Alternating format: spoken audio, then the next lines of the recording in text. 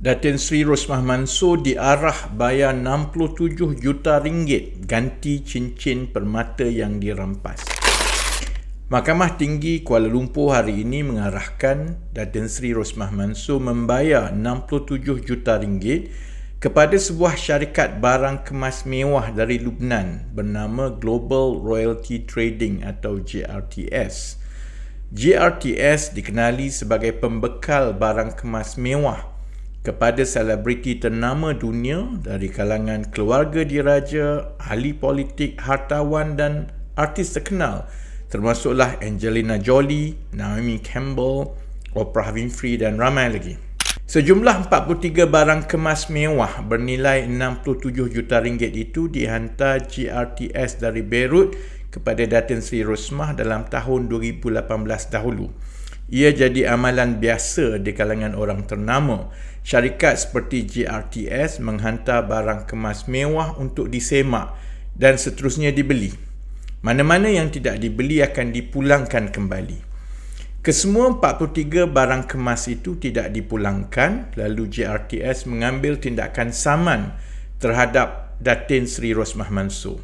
Semasa perbicaraan, ada pelbagai hujah yang dikemukakan. Satu hujah ialah barang kemas itu telah dirampas oleh pihak polis dari kondominium Unit 45 Pavilion Residences, tempat wang tunai dan barang kemas milik Datuk Seri Najib dan Datin Seri Rosmah disimpan dahulu. Satu lagi hujah ialah ramai orang yang keluar masuk dan mengendalikan proses mengalih barang kemas itu ke pavilion. Jadi tidak dapat ditentukan apa yang terjadi kepada barang-barang kemas itu.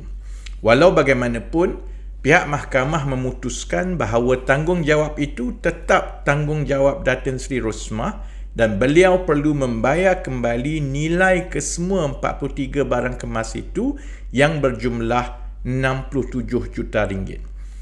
Saya sering dituduh oleh penyokong-penyokong UMNO kononnya memfitnah Datin Seri Rosmah mengenai pembelian cincin dan barang kemas mewah.